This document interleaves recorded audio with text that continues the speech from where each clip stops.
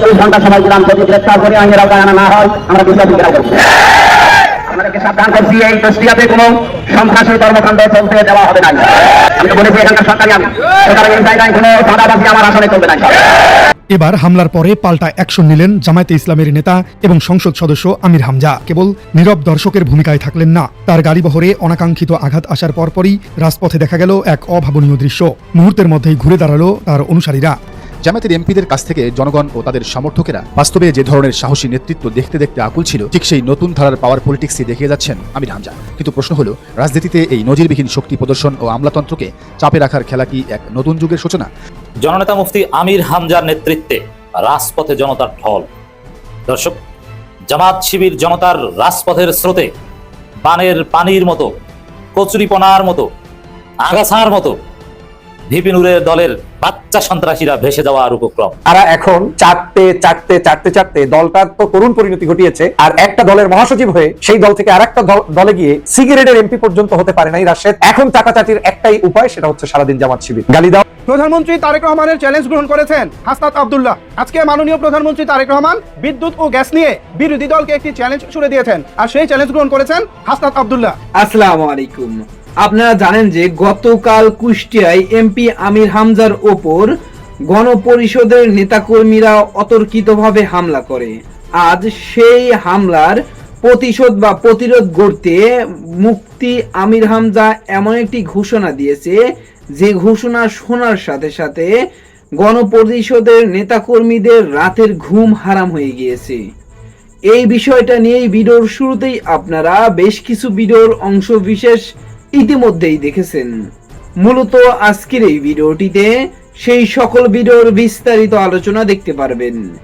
ভিডিওর শুরুতে যে সকল ভিডিও দেখেছেন তা থেকে হয়তো ইতিমধ্যেই আন্দাজ করতে পেরেছেন আজকের এই ভিডিওটি কতটুকু গুরুত্বপূর্ণ হতে চলেছে। অতএব চলুন কথা না বাড়িয়ে একটি লাইক দিয়ে সম্পূর্ণ ভিডিওটি দেখে আসি। জননেতা মুফতি আমির হামজার নেতৃত্বে রাজপথে জনতার ঢল। দর্শক, জামাত শিবির জনতার রাজপথের স্রোতে বানের পানির মতো, কচুরিপনার মতো, আগাছার মতো ভিপি নূরের দলের বাচ্চা সন্ত্রাসীরা ভেসে যাওয়ার উপক্রম। দর্শক, মুফতি আমির হামজার নেতৃত্বে কুষ্টিয়ায় হাজার হাজার মানুষ রাজপথে নেমেছে। মুফতি আমির হামজা সংবাদ সম্মেলন করেছেন এবং মুফতি আমির হামজা যে কি জিনিস, অ্যাকশন শুরু হয়ে গেছে। মুহূর্তেই ফলাফল আসতে শুরু করেছে, পুরো সরকার পিছু হটতে শুরু করেছে।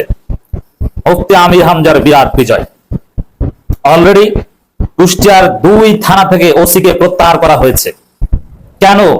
সেই ওসিরা থানায় থাকতে কিভাবে পুলিশের উপস্থিতিতে সংসদ সদস্যের উপর হামলা করে বাচ্চা সন্ত্রাসীরা।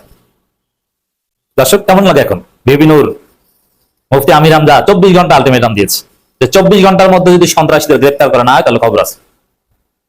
আমি তো বলি জামাত শিবির চাইলে ওদেরকে ধরে আনতে পারে, কিন্তু না, সেটা তারা বলে না।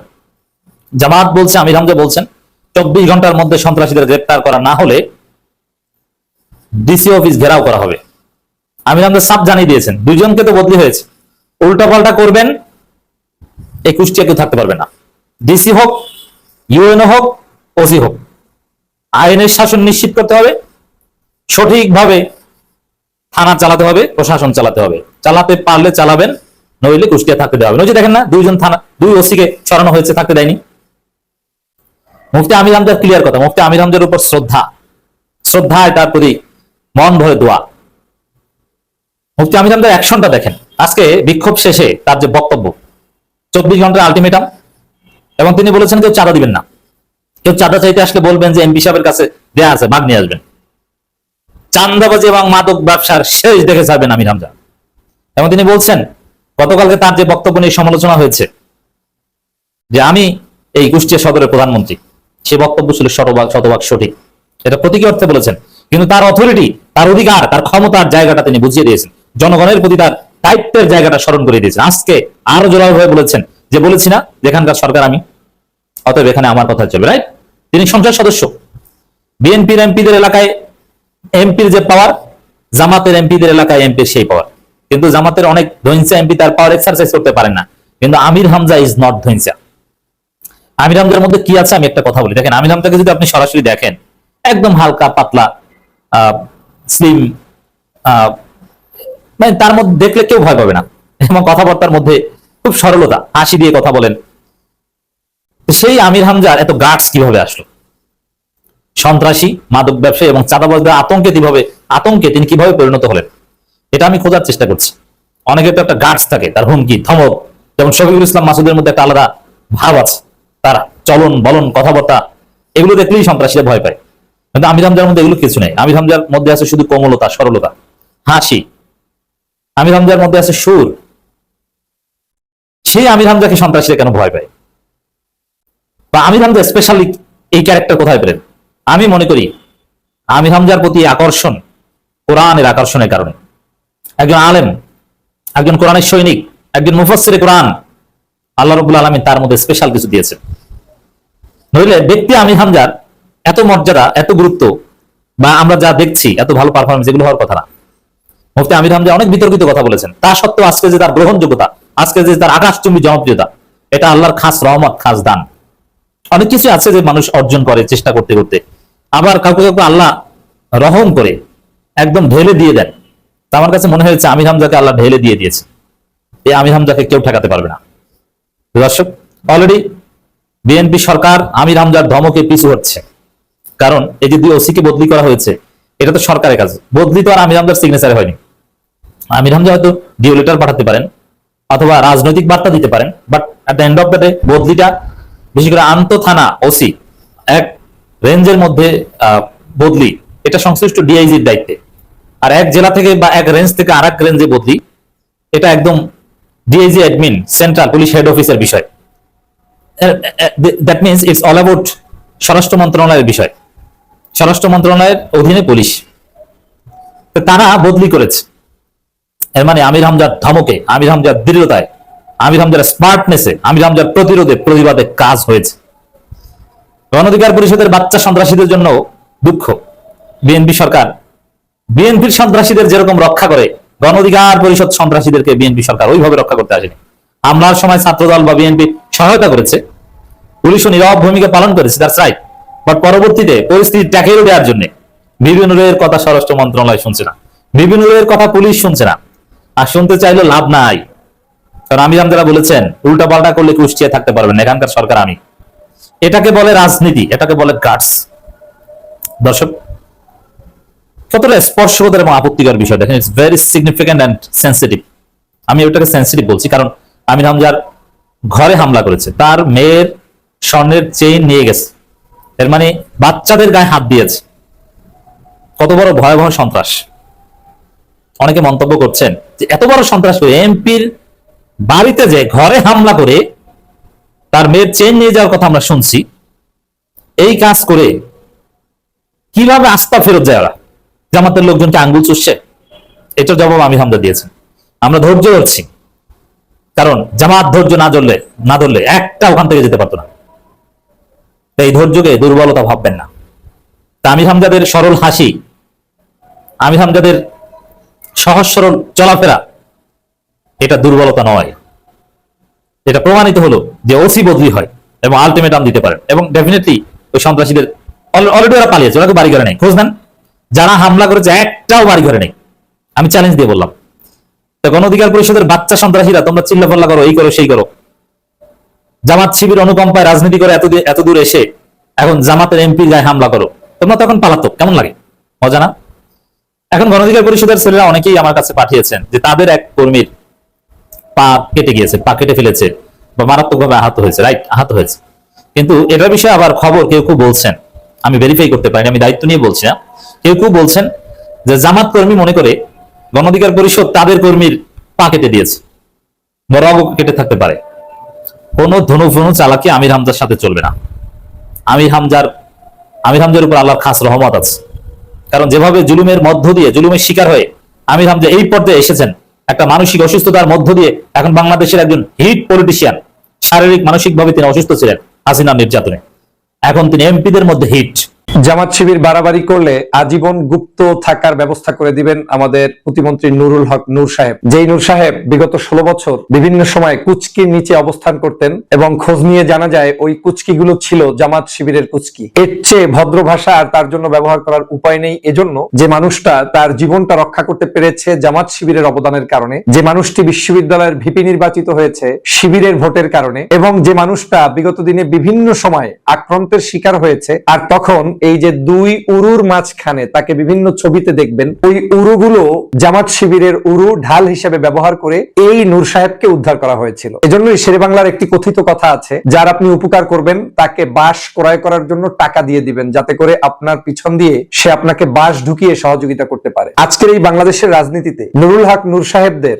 এবং তার সাথে আরো যারা গং সাহেবরা রয়েছেন তাদের এই রাজনৈতিক উত্থানটা ঘটিয়েছে শুধুমাত্র বিভিন্ন সময়ে জুলুম নির্যাতন যখন হয়েছে সেই সময় জামাত শিবির তাদের পাশে দাঁড়িয়ে তাদেরকে উদ্ধার করেছে। এই ভদ্রলোক বিভিন্ন ক্যারেক্টারে বড় হয়েছে, শিবিরের ভোট পেয়ে ঢাকা বিশ্ববিদ্যালয়ের ভিপি হয়েছে, কিন্তু যখন শেখ হাসিনা ডাক দিলেন সাথে সাথে শেখ হাসিনাকে গিয়ে মায়ের প্রতিচ্ছবি তিনি দেখতে পেলেন। আমি ব্যক্তিগতভাবে নুরুল হক নূর সাহেবের বিভিন্ন জুলুম নির্যাতন অত্যাচার তার উপরে যা হয়েছে সব নিয়ে গণ অধিকার পরিষদের পক্ষে বহু বক্তব্য দিয়েছি। তখন আমার কনসেপ্ট একটাই ছিল যে আমাদের বাংলাদেশের যারা যুবক তরুণ রয়েছে তাদেরকে রাজনীতিতে উত্থান হওয়া উচিত এবং নীতি আদর্শ নিয়ে তাদেরকে বেড়ে উঠতে সাহায্য করা উচিত। আমি সেই সেন্স থেকে বিলিভ করতাম যে ঢাকা বিশ্ববিদ্যালয় থেকে উঠে আসা মানুষরা নিশ্চয়ই অন্ততপক্ষে সমাজের অন্য সব বস্তাপচা রাজনীতিবিদদের মতো আচরণ করবে না, তাদের কাছে জাতি প্রত্যাশিত ভালো কিছু পাবে। এবং তখন অনেক মানুষ, যেমন আমি তখন বিএনপির হয়ে কাজ করেছি, বিএনপি করেছি, তখনও আমার বিএনপির বহু সিনিয়র নেতাদের বাধার সম্মুখীন হয়েছিলাম এই ভিপি নুরুল হক নূরের পক্ষে বক্তব্য দেওয়ার কারণে। মাঝে মাঝে এই নূর সাহেবরা প্রায় বক্তব্য দিতেন বাংলাদেশে বিএনপি বলতে কিছু নেই, এই দল ক্ষমতায় আসার কিছু নেই, তারেক রহমানের নেতৃত্ব মানে না, 300 আসনে তারাই প্রার্থী দিবে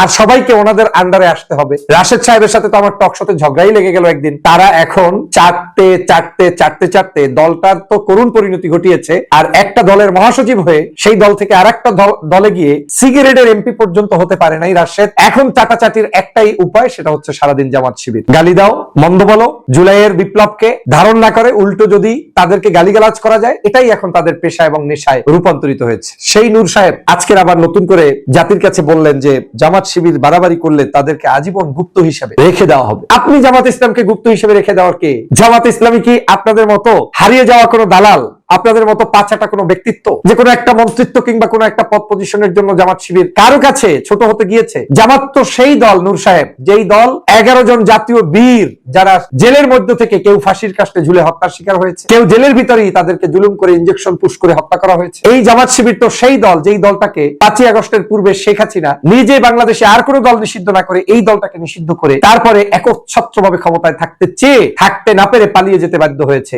এই হচ্ছে জামাত শিবির। তাদেরকে তো কেউ হারাতে পারে না। তাদের কোনো ইতিহাসের ডায়েরিতে আপনাদের মতো কোনো দালাল তো নেই। তাদের ডায়েরিগুলো একেবারে সমৃদ্ধ। যারা দেশপ্রেমিক, যারা মানবতা প্রেমী, যারা যেটা বলেছে সেজন্য প্রয়োজনে জীবন গিয়েছে, ওই জীবনটাকেই তারা তুচ্ছ তাচ্ছিল্য করে তারপরেও তাদের সততা ন্যায় নিষ্ঠাকে বাঁচিয়ে রেখেছে। নূর সাহেব এখন একটু পগার হয়েছে। এই মন্ত্রিত্ব, এই এমপিত্ব আসলে লম্বা সময়ের জার্নি না। আপনি আমি একসাথে, আমরা মনে আছে নিশ্চয়ই ঢাকাতে জামাত শিবিরের যে প্রোগ্রাম মহাসমাবেশ, সেখানে বক্তব্য রেখেছেন, আমিও বক্তব্য রেখেছি। এই বড় বড় সভা সমাবেশগুলো আপনাদের উত্থানের কেন্দ্র ছিল। তখন যতগুলো বিষয়ের উপরে বক্তব্য দিয়েছিলেন, একটা বিষয় কি আপনার ডায়েরিতে এখন আছে? পিআর পদ্ধতি নিয়ে আলোচনা আছে, উচ্চ কক্ষ নিয়ে আলোচনা আছে, বিচার বিভাগ আলাদা করা নিয়ে আলোচনা আছে, প্রধানমন্ত্রীর ক্ষমতার ভারসাম্য দলীয় প্রধানের সাথে আছে, প্রেসিডেন্টের সাথে ভারসাম্য আছে, বাংলাদেশের সংস্কার নিয়ে বিন্দুমাত্র কোনো কিছু আছে? গণভোট নিয়ে আছে? নেই। তাহলে কি আছে? আপনাদেরকে সাবজেক্ট ধরিয়ে দেওয়া হয়েছে, শুধুমাত্র জামাত শিবিরকে গালিগালাজ করেই আপনাদের মন্ত্রিত্ব চালাতে হবে। দুঃখ হয় আপনাদের মতো নেতাদের চেহারা দেখলে, দুঃখ হয় এজন্য যে আপনাদেরকে এখন শুধুমাত্র মন্ত্রিত্ব এমপিত্ব বাঁচিয়ে রাখতে হচ্ছে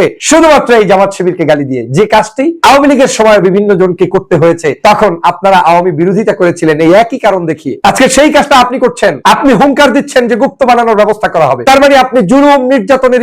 আমি আশা করছি সম্পূর্ণ ভিডিওটি দেখেছেন এবং এই ভিডিওর সাপেক্ষে আপনার কি মতামত সেটা অবশ্যই কমেন্ট বক্সে জানিয়ে যাবেন।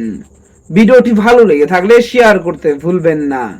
আমাদের এই চ্যানেলে নতুন হয়ে থাকলে চ্যানেলটি সাবস্ক্রাইব করে চ্যানেলের পাশে থাকবেন। আর যারা ইতিমধ্যেই চ্যানেলটি সাবস্ক্রাইব করেছেন তাদেরকে অসংখ্য ধন্যবাদ। দেখা হবে নতুন কোনো ভিডিও নিয়ে। ততক্ষণ সবাই সুস্থ থাকবেন। আল্লাহ হাফেজ।